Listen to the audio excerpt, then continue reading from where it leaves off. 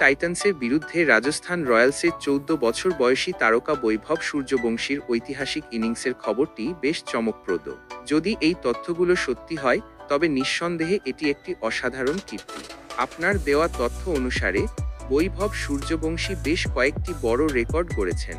আইপিএলের ইতিহাসে সবচেয়ে কম বয়সে হাফ সেঞ্চুরি, 17 বলে।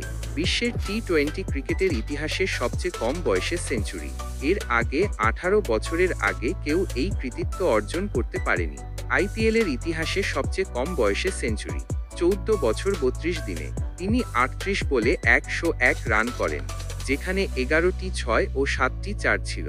এই সেঞ্চুরির মাধ্যমে তিনি আইপিএলের ইতিহাসে ভারতীয় ব্যাটারদের মধ্যে দ্রুততম সেঞ্চুরি, 35 বলে করেন।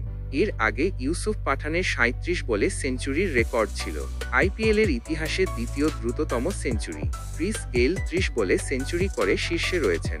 18 বছর হওয়ার আগে আইপিএলে সবচেয়ে বেশি ছক্কা মারার রেকর্ডও তার দখলে, ইতিমধ্যে 16টি 6।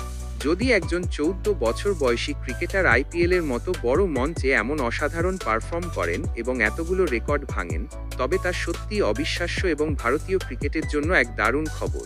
তবে